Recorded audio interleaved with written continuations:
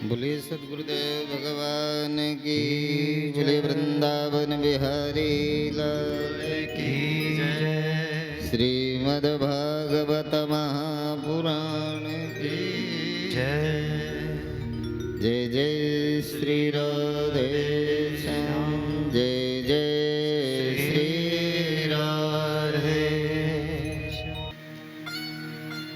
आज भगवान पुराण पुरुष का अवतरण दिवस है। हम नंद नंदन के रूप में पूर्ण कला अवतार भगवान कृष्ण के अवतरण की झांकी का पावन दर्शन करें।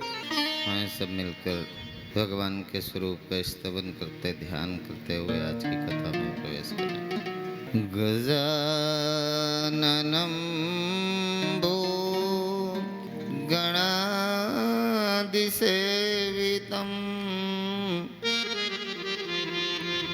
कपितजम्बूफलचारुभक्षणम् उमासुतं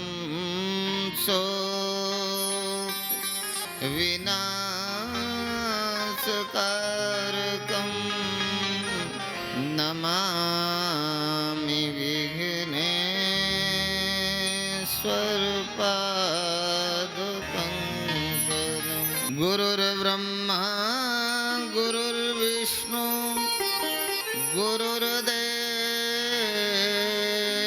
महेश्वरा, गुरुः साक्षात् परब्रह्म तस्मै श्री गुरवे नमः। मनोजवं द्रततुल्यवेगं जितेन्द्रियं बुद्धिमतां वरिष्ठं वातात्मजं वानरयोधमुख्यं श्रीरामदूतं शरणं प्रपद्ये। ध्यानमूलं गुरुर्मूर्ति, पूजामूलं गुरुर्पदं, मन्त्रमूलं गुरुर्वाक्यं, मोक्षमूलं गुरुकृपा। सच्चिदानन्दरूपाय विश्वोत्पत्त्यादिहेतवे तापत्रय विनाशाय श्रीकृष्णाय वयं नुमः। बोलिए भागवत भगवान की जय। जय श्री राधे। आए भगवान के संकीर्तन के साथ अपनी मन वाणी को पवित्र करते हुए आज पुराण पुरुष के अवतरण की पावन कथा का गुणानुवाद को हृदयस्थ करते हुए अपने जीवन में प्रसन्नता को बटोरें। आओ श्याम जी कन्हैया नंद लाल जी, मेरे प्राणों से प्यारे गोपाल जी। आओ श्याम जी कन्हैया नंद लाल जी, मेरे प्राणों से प्यारे गोपाल जी। आओ श्याम जी कन्हैया नंद लाल जी, मेरे प्राणों से प्यारे गोपाल जी। आओ श्याम जी कन्हैया नंद लाल जी, मेरे प्राणों से प्यारे गोपाल जी। हाँ मेरे प्राणों से प्यारे गोपाल जी। मेरे प्राणों से प्यारे गोपाल जी।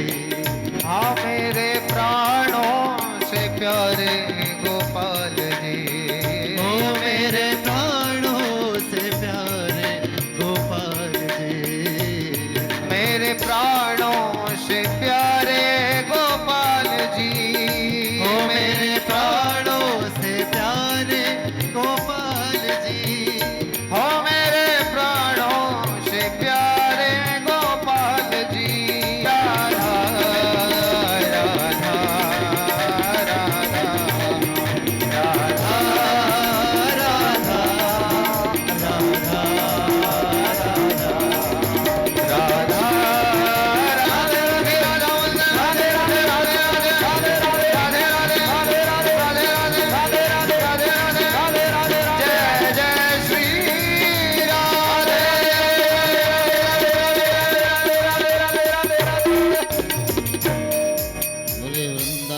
बिहारी लाल की जय जय श्री राधे श्याम। ऐसे पावन क्षण, ऐसी पवित्र वेला जो हम सबके जीवन को प्राप्त है, ये अद्भुत है भगवान की अहेतु की कृपा है। हमारे ही अपने कई जन्म के शुभ कर्मों का जागरण हुआ, अपने ही कई जन्मों के शुभ कर्मों का जागरण हुआ है। आज भगवान हमें अच्छे लगते हैं, भगवान की कथा अच्छी लगती। संसार तो मन को सहज स्वीकार है, जैसे आँख का विषय चित्र है, बिना देखे नहीं रह सकते। आँख है तो देखोगे ही देखोगे। ऐसे कानों का विषय, श्रवणेंद्रिय का विषय शब्द है, सुनोगे, बिना सुने रह नहीं सकते। कान है तो सुनना ही पड़ेगा। ऐसे ही रसना है, रसना के रहते स्वाद। पर भगवान की कृपा है कि हमें गुरुजनों का, अपने इष्ट का, ईश्वर का, देवता का दर्शन करके अच्छा लगता है। जब संसार का आकर्षण मन में कम होने लगे, समझो धीरे धीरे आप नर से नारायण हो रहे। संसार का आकर्षण घटा। यही कल हिरण्यकश्यपु का उद्धार करते हुए भगवान ने भक्त प्रहलाद की रक्षार्थ पाषाण खंभ से प्रकट हुए। पति के मृत्यु का दुख न हो, तभी भगवान ने भविष्य में मात्र शक्ति का पाथेय मार्गदर्शन करते हुए भगवान वेदव्यास जी ने कहा, स्त्रीणाम च पतिदेवानां तच्छुश्रूषानुकूलतः तद्बन्धुष्वानुवृत्तिश्च नित्यं तद्व्रतधारणम्। श्री सुखदेव जी महाराज राजा परीक्षित को उपदेश करते हुए, जगत की नारियों का पाथेय हम जन्मे तो मृत्यु एक अवश्यम भावी सत्य है। शरीर है तो शरीर न रहेगा। जो भी मिला है वो हम सबको बीच में मिला है। ऊपर से है ना, लोग कहते हैं ऊपर से, मतलब जहाँ से आप आए हो साथ क्या क्या लाए थे। आपको जो भी मिला है, सारा का सारा संसार आपको यहीं पर मिला है। जो जहाँ मिलेगा वहीं छूटता जाएगा। उसके छूटने का दुख आपका जन्म, क्योंकि मने वो मनुष्याणाम कारणम बंध मोक्षयो, ये मन में गहरे जो संस्कार बन जाते हैं, ये कर्म बंधन, यही हमारे जन्म जन्मांतर का कारण बनता है। हम जन्मते इसलिए हैं कि इसे अपना मान बैठे। जो जहाँ का है यदि वहीं समर्पित कर दें तो दियम वस्तु गोविंदम, जो जिससे मिला है उसको समर्पित है आनंद से। ये मनुष्य जीवन था आनंद से रहने के लिए, पर आनंद से हम रह नहीं पाते। इसमें आसक्ति होने के कारण हम रोज एक नए दुख में प्रवेश कर जाते हैं। ऐसा नहीं कि हम कभी आनंद में नहीं रहे। कभी आनंद में ना होते तो दुख है क्या ये पता ही नहीं चलता। इसका मतलब हम कभी कभी आनंद में होते हैं, सुखी होते हैं, इसीलिए दुख अच्छा नहीं लगता, क्योंकि हमने आनंद में सुख में रह लिया है ना। जहाँ हम रहते हैं उससे कम हो तो अच्छा नहीं लगता। तभी भगवान ने उपदेश करते हुए कहा, ये जीवन के तीन अद्वैत हैं। बोले भावद्वैत, क्रियाद्वैत और द्रव्यद्वैत। अद्वैत जहाँ दो नहीं है जीवन में, जो उतारने के लिए आदर्श उपदेश है, जीवन जीने के आदर्श, समाज के सुंदर निर्माण के लिए जो हमें करना है, कहते हैं हमारे जीवन में भावद्वैत होना चाहिए। भावद्वैत का तात्पर्य क्या है? भावद्वैत कहते किसे हैं? तो कहते विचारों में एक रूपता का हो।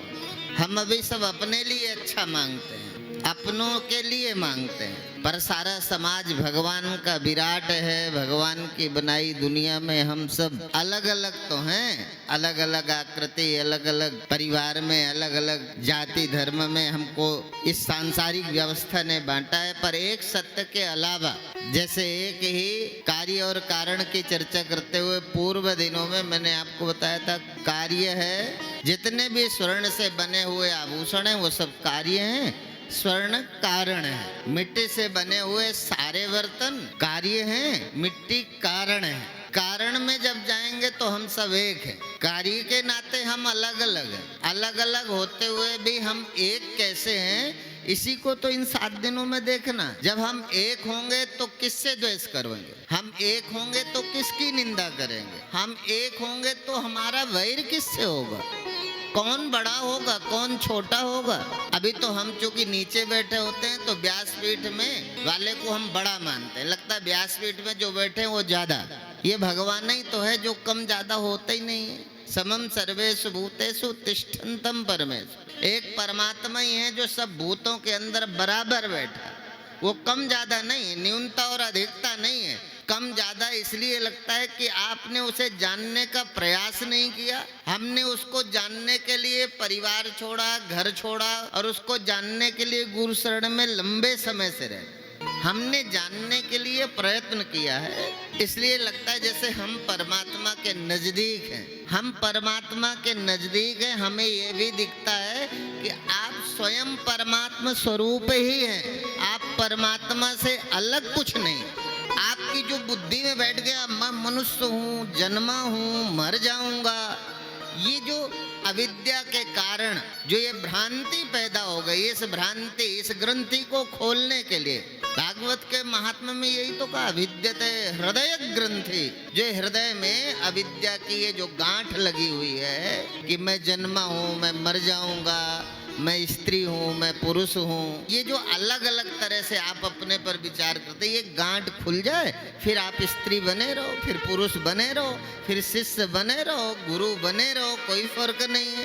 पर आपके दुख को दूर करने के लिए, हमारे जीवन में जो दुख है ये बिना अद्वैत को प्राप्त हुए नहीं दूर हो सकता। उसके लिए हमें जानना ही पड़ेगा। तो भावद्वैत का मतलब है विचारों में एक रूपता का लाना। अभी हम बहुत समय तक अपने लिए अच्छा सोचते हैं, जिस दिन हम अपने और अपनों सहित पूरे समाज के लिए अच्छा सोचने लगेंगे, अभी करना थोड़ी है, सोचना ही तो है। अभी हम बुरा सोच लेते हैं, उसी से पाप मिल जाता है। अच्छा सोचना ही तो है, करना नहीं। करके जो आपको मिला है आप अपनी संतान को दो, जो करके मिला है अपने परिवार के पोषण में लगाओ, जो करके मिला है अपने हाथों से दान पुण्य करो। जो आपको मिला है, जो आपको उचित लगता हो, जिसमें आपको, हमारा तो काम है केवल शास्त्रगत सत्य को गुरु कृपा से जो समझ आया है उसे अपने वाणी के द्वारा आप तक पहुंचाना। हमारा आग्रह नहीं है कि आप दान दो, हमारा आग्रह नहीं है कि आप मंदिर बनवाओ। हमारा आग्रह इसलिए है कि बहुत सारा धन हो भी जाएगा, बचा के भी रख लोगे तो करोगे क्या? पूत सपूत तो का धन संचिए, पूत कपूत तो का धन संचिए।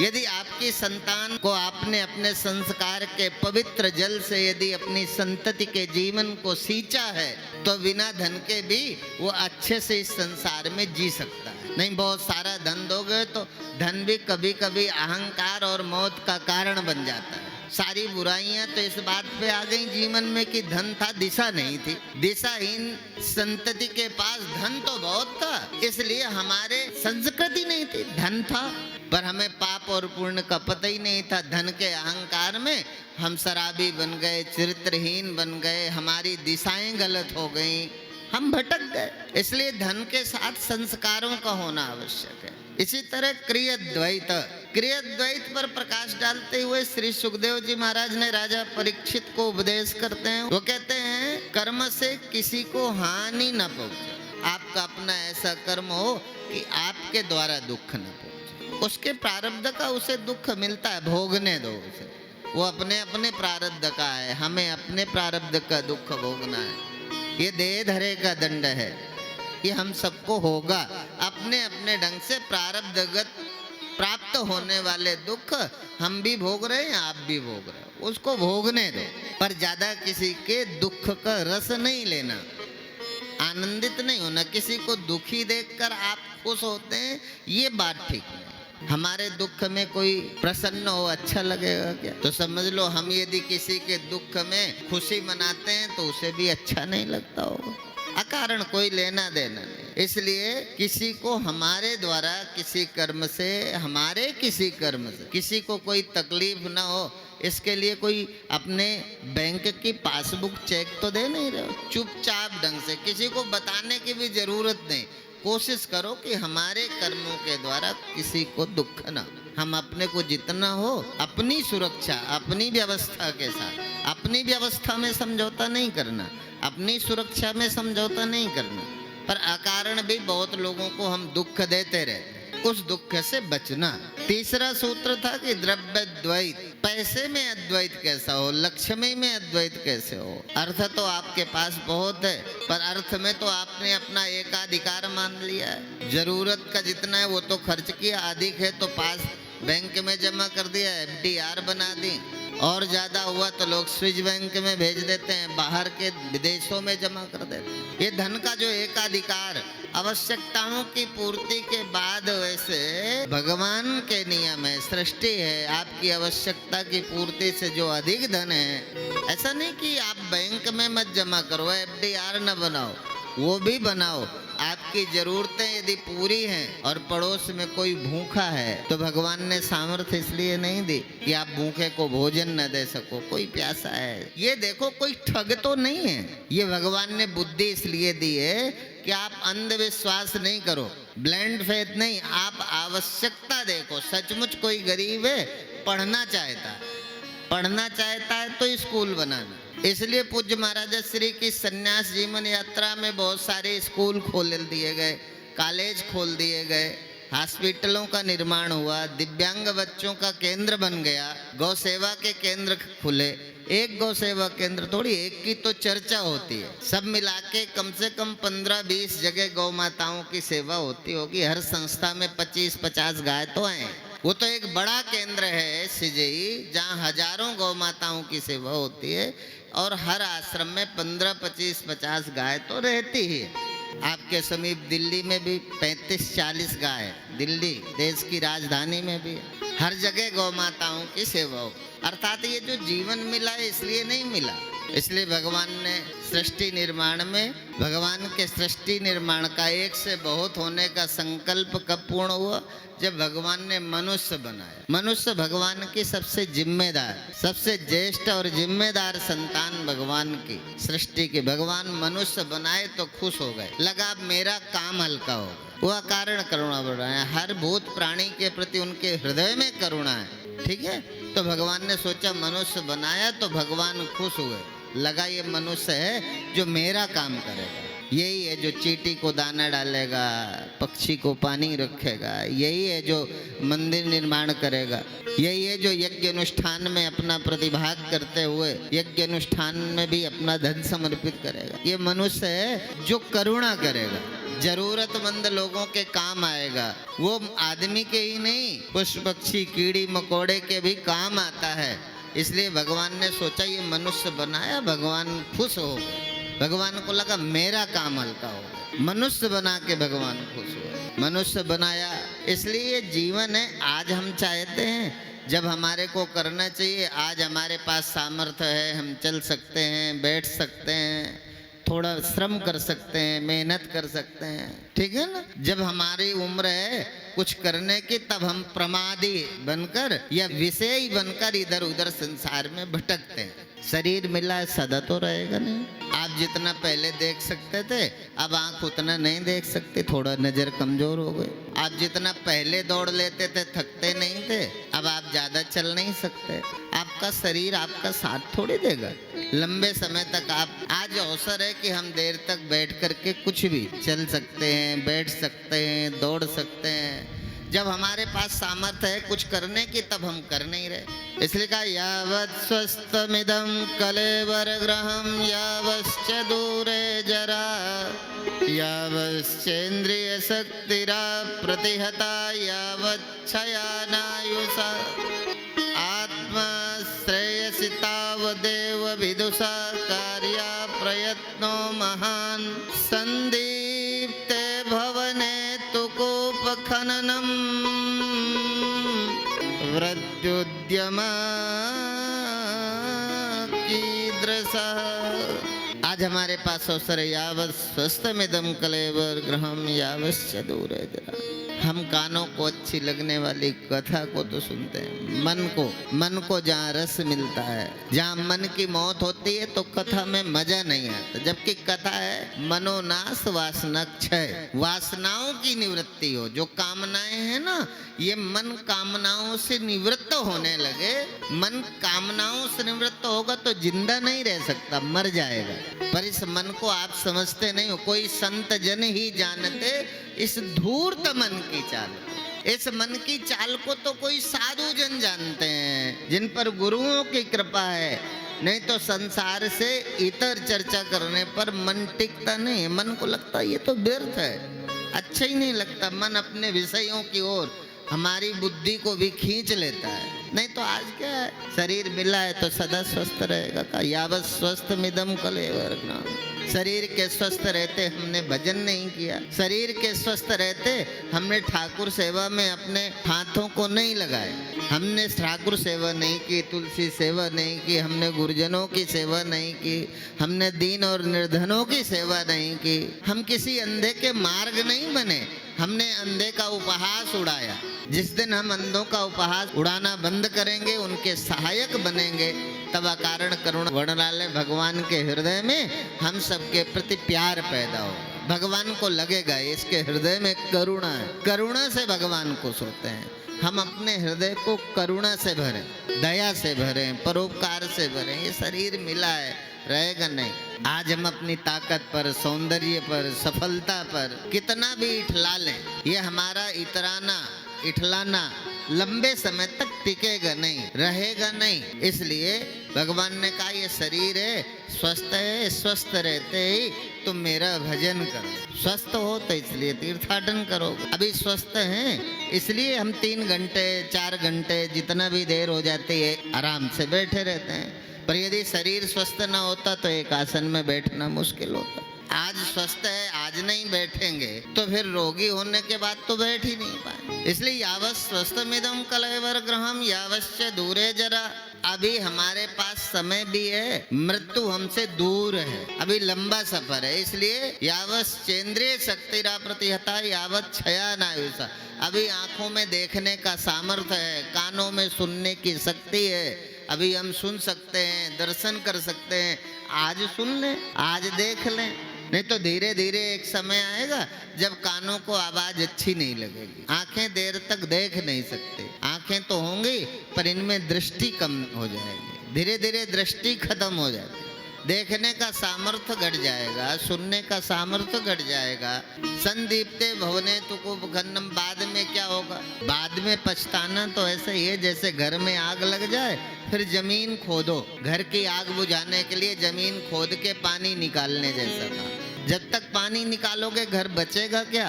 हम सोचते ये बाद में करते रहेंगे, अजन भजन पूजन तो ये सब बाद का है, बुढ़ापे में कर लेंगे। जैसे आपको लगता है बुढ़ापा आपका 25 वर्ष का निश्चित है, अर्थात ये धीरे धीरे हमारी जो वृत्तियां हैं ये मन के कारण। मन को देखो, आवश्यक आवश्यकताओं के लिए ये संसार इतना बुरा नहीं है।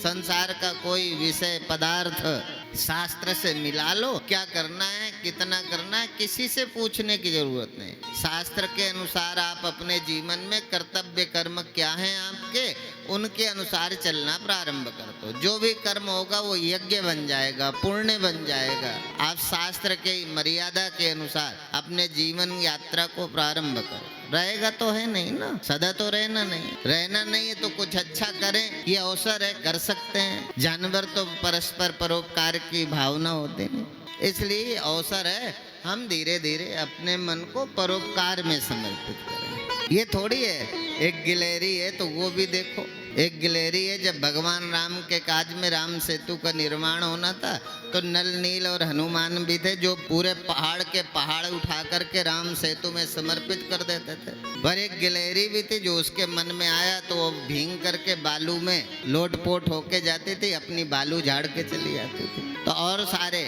नल नील और हनुमान तो मेन भगवान के सैनिक हैं, तो उनका तो स्मरण है। पर और भी बहुत सेना थी जो राम सेतु के निर्माण में लगी हुई थी। पर यदि स्मरण में सबसे अधिक कभी किसी कथाकार और साधु जनों की वाणी में जिसका नाम आता है उसका नाम तो छोटी सी गिलहरी है ना, वो सदा याद रहता है। छोटा सा योग बहुत याद रहता है। छोटा सा योग मतलब छोटा सा योग इसलिए याद नहीं होता, छोटा सा योग पवित्र होता है। वो इतना पवित्र संयोग था गिलहरी का कि उसको विस्मृत नहीं किया जा सकता। उसकी भावना पवित्र थी, उसका संयोग 100% था, राम काज को 100% समर्पित थी। उसकी जो सामर्थ्य थी सारी की सारी सामर्थ्य राम काज को समर्पित थी। कुछ चुराया नहीं था, कुछ अपने पास नहीं बचाया था। मिटा दे अपनी हस्ती को अगर कुछ मर्तबा चाहे, ये दाना खाक में मिलकर गुले गुलजार होता है। वो अपनी हस्ती को मिटा के लगी थी,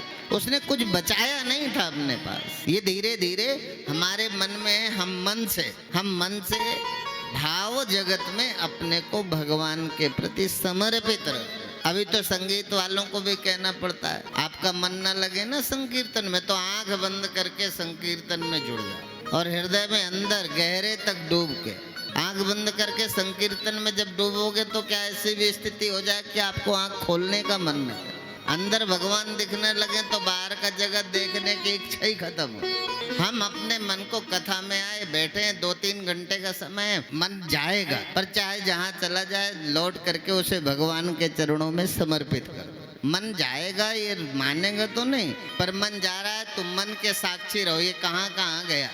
यदि मन के पीछे लगे रहोगे ना, एक चोर चोरी करने के लिए निकला हो और चोर को ये लग जाए कि कोई मुझे देख रहा है, तो कहाँ जहाँ जहाँ जाए तुम दूर से उसको देखते रहो तो धीरे धीरे लौट के वो घर आ जाएगा, फिर चोरी नहीं करेगा, है ना, करेगा। ऐसा ही मन एक ऐसा चोर है, इसके पीछे लग जाओ, साक्षी हो जाओ, इसके पीछे चल पड़ो। ये जहाँ जहाँ जाए आप देखते रहो, इसे टोकना नहीं, उलझना मत इसके साथ। उलझोगे तो झगड़ा खड़ा हो जाएगा। उलझना नहीं है, केवल साक्षी हो जाओ। देखो जहाँ जाता है जाने दो, आप देखते रहो। देखते रहोगे धीरे धीरे मन जो है खो जाएगा। मनस्स अमनी भावे द्वैतम नैवोपलभ्यते।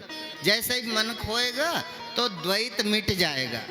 अद्वैत की सिद्धि को ये आपका अंतर जगत प्राप्त होगा धीरे धीरे। इसी क्रम को आगे बढ़ाते हुए श्री सुखदेव जी महाराज आज अष्टम स्कंद में प्रवेश करते हैं और आज अष्टम स्कंद में प्रवेश करते ही भगवान अवधूत श्रोमणि श्री सुखदेव जी महाराज ने राजा परीक्षित को स्वयंभू स्वरोचिस उत्तम और तामस 4 मनवंतरों का वर्णन करते हुए बोले, मनवंतरम मनुर्देव मनुपुत्र सुरेश्वर ऋषयो सावतारश्च हरे षड्विध मुच्यते। मनवंतरों का वर्णन करते हुए श्री सुखदेव जी महाराज ने कहा कि मनु तथा मनुपुत्र गण जितने समय तक सप्तद्वीपों वसुमती का राज्य भोगते हुए धर्म पूर्वक अपनी प्रजा का पालन करते हैं, वह समय मनवंतर कहलाता है। मनवंतर का संबंध काल की गणना से है। काल माने समय, कितना समय, काल माने मौत नहीं, काल माने समय, समय की गणना से करते हैं, इसलिए मनवंतर का संबंध।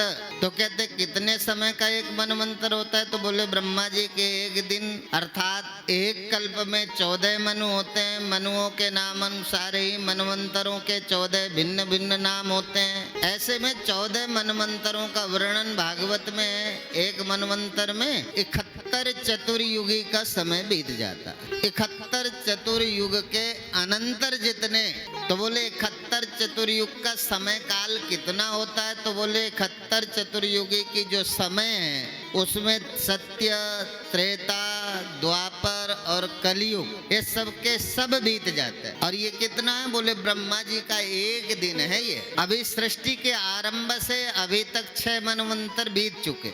हम सब 7वें मनवंतर में जन्मे हैं। जो वर्तमान समय है ये 7वां मनवंतर चल रहा है। इसे वैवस्वत मनु के रूप में जाना जाता है, इसलिए मनु और शत्रुपा से इस मैथुनी सृष्टि का शुभारंभ हुआ। इसके बाद 7 मनवंतर और आएंगे जिनका वृतांत भागवत में भगवान वेद व्यास जी ने पहले परिभाषित किया है, बताया है हम सबको।